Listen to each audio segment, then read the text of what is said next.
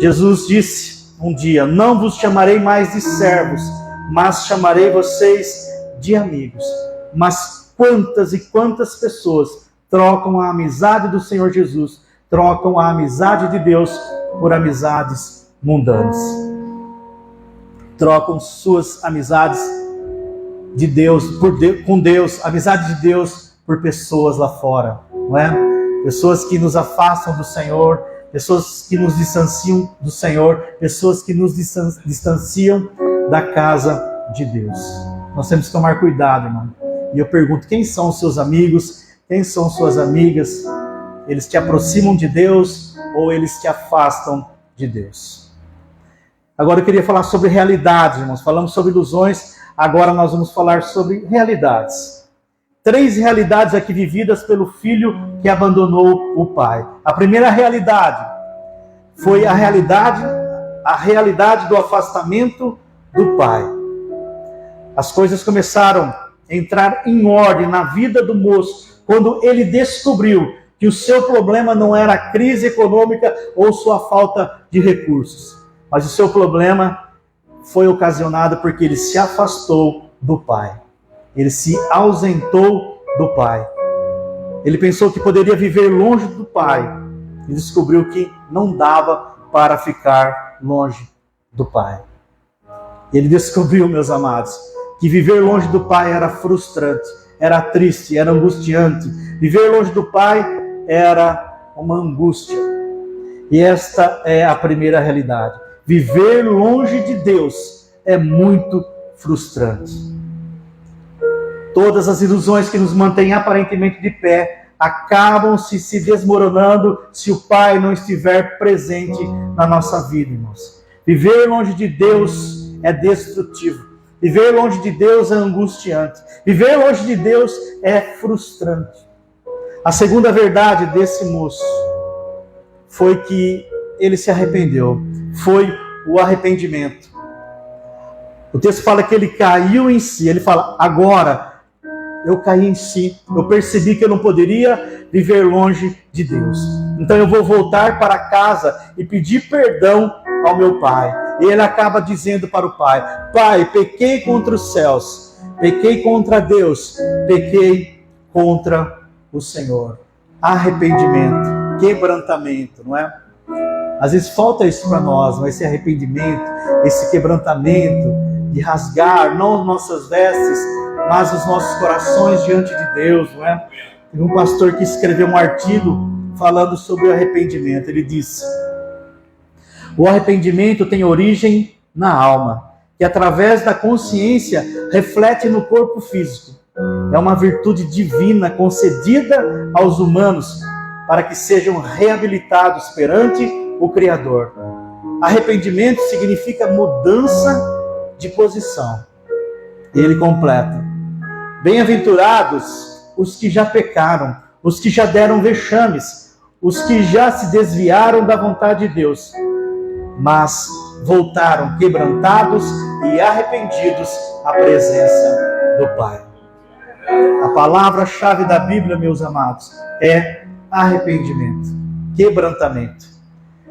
Arrependimento significa reconhecer que se está vivendo errado. Arrependimento significa mudança.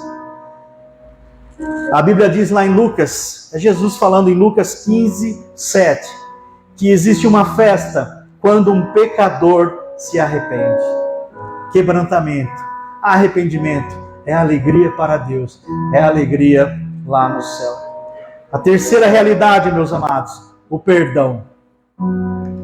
Essa foi a realidade mais profunda, não é? O perdão.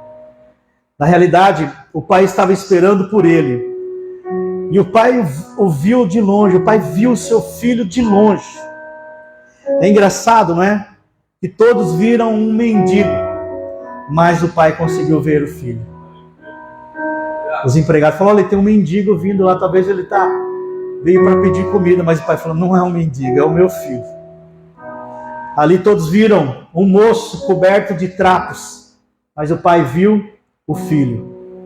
Todos viram ali um mendigo fedido, esfarrapado, mas o pai viu alguém que merecia um beijo e merecia um abraço. O Pai aqui, irmãos, tipifica, não é? O caráter de Deus. Deus não tem críticas quando há arrependimento. Deus não faz queixas de nós quando nós nos arrependemos. Deus, na hora que nos arrependemos, Ele não é acusador. Ele simplesmente perdoa. Perdoa. Este é o caráter de Deus. Quando Ele viu arrependimento no coração daquele filho, o pai prontamente perdoou o seu filho. A grande lição desse texto é esta: Deus perdoa o arrependido. Deus restaura o arrependido. Deus muda por completo a vida daquele que está arrependido. Não importa o que essa pessoa fez, não importa o que ela praticou, Deus perdoa. Irmãos, a primeira realidade, que é uma certeza, a nossa vida precisa sempre mudar para melhor. A segunda realidade, a nossa vida sempre precisa assumir, não é sempre nós precisamos assumir o propósito de querer viver uma vida para Deus. Viver uma vida para o Senhor. E uma terceira coisa importante é que Deus está disposto a perdoar a qualquer um. Não importa o que essa pessoa fez. Não importa. O maior milagre, irmãos, que pode acontecer na vida de alguém é o milagre que aconteceu na vida do filho pródigo, que é o milagre do cair em si. Ele caiu em si. Antes ele estava vivendo uma vida desregrada, separada de Deus. Mas ele caiu em si e ele lembrou que tinha um pai. Lembrou que tinha um pai. E ele se arrepende e ele volta para a casa do pai. Tem uma frase que fala que os verdadeiros cristãos não são os que nunca caíram, mas sim os que caíram e tiveram coragem de se levantar e continuar no caminho. Que o milagre do cair em si possa acontecer na vida de cada um, todos os dias, não é? Talvez hoje precisemos, não é, desse milagre, cair em si, saber que nós estamos distantes do Pai, longe do Pai, mas que nós possamos cair em si e nos aproximar do Pai. Esse é o desejo do coração de Deus, nos perdoar, nos lavar e fazer com que a gente se aproxime dele e que nós continuemos a ter comunhão com ele.